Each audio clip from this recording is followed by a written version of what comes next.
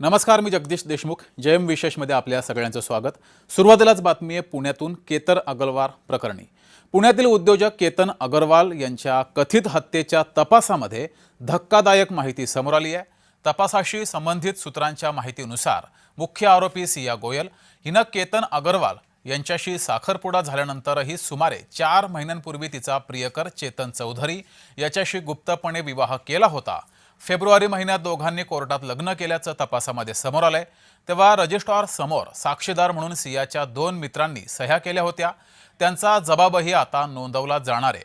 सिया आणि केतन यांचा साखरपुडा झाला होता आणि त्यांच्या विवाहाची तयारी सुद्धा सुरू होती. मात्र तपासादरम्यान पोलिसांना सिया आणि चेतन यांच्यातील संबंधांबाबत अनेक पुरावे मिळाल्याचं सांगितलं जात आहे. सूत्रांच्या माहितीनुसार गुप्त विवाहामुळे या प्रकरणातील हेतू आणि कटाची दिशा अधिक स्पष्ट होण्याची शक्यता तपास यंत्रणा व्यक्त करतायत. पोलिसांच्या आरोपानुसार 18 जून रोजी लोहगड किल्ल्यावर केतन अग्रवाल यांची हत्या करण्यात आली. या प्रकरणामध्ये सिया गोयल आणि चेतन चौधरी यांना अटक करण्यात आली असून दोघांविरुद्ध खुनाचा कट रचल्याचा आरोप आहे. या प्रकरणाचा तपास अद्याप सुरू असून गुप्त विवाहासंबंधीच्या दाव्यांचीही पोलिसांकडून पडताळणी केली जाते आहे.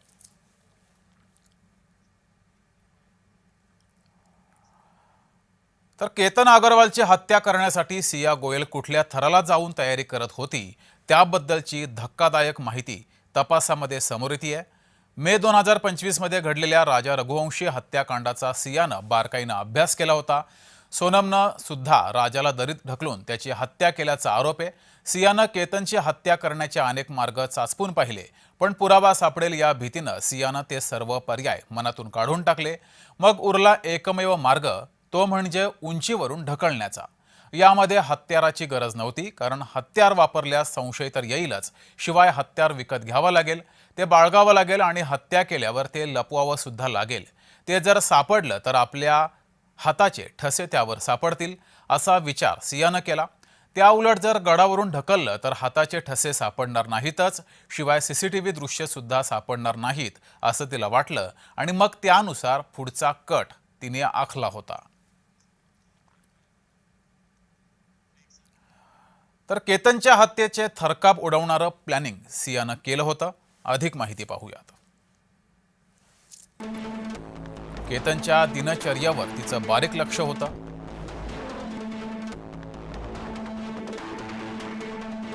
कुठे जायचं म्हटलं तर केतन लगेच तयार होईल हे सुद्धा तिला माहिती होतं, कारण केतन हा ट्रॅकर होता, त्यामुळं गडावर तो सहज हो म्हणेल. केतन कुणाकुणाला भेटतो, कार स्वतः चालवतो की चालक सोबत असतो, याचीही माहिती तिनं घेतली होती. कोणता विषय काढल्यावर केतन खुश असतो हे सुद्धा तिला माहिती होतं, याचीही माहिती तिनं घेतली होती.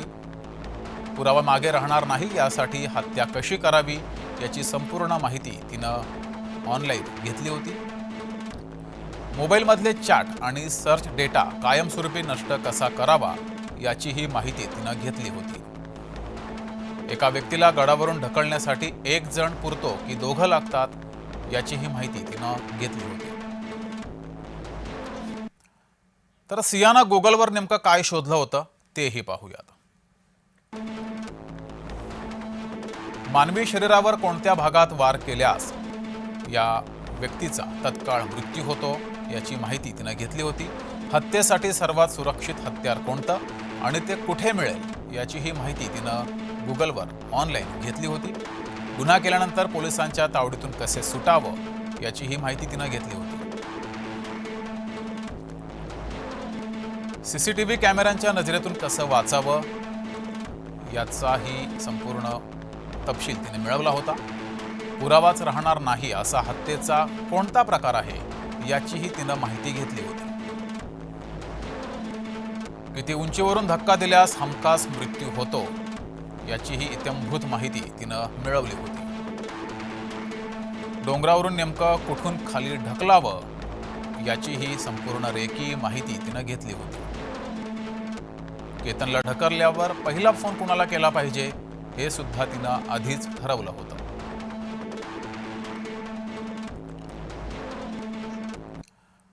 तर माजी पोलीस अधिकारी धनराज वंजारी आणि कायदेतज्ञ गिरीश राव यांनी या संपूर्ण प्रकरणाचं कसं विश्लेषण केलंय ते पाहूयात. केतन अगरवाल आणि सीआयच्या केसमध्ये आज जे तपासात वळण निर्माण झालंय ते अगदीच वेगळं आहे, अनाकलनीय आहे, थोडंसं आश्चर्यकारक आहे. आणि ही गोष्ट जर खरी असेल की 4 महिन्यापूर्वी त्यांनी विवाह केला होता रजिस्टर पद्धतीने, जर विवाह झाला होता त्यांचा, तर याचा एक अनुमान असाही काढला जाऊ शकतो की या पिरियडमध्ये त्यांचे वैवाहिक संबंध सुद्धा झाले असतील.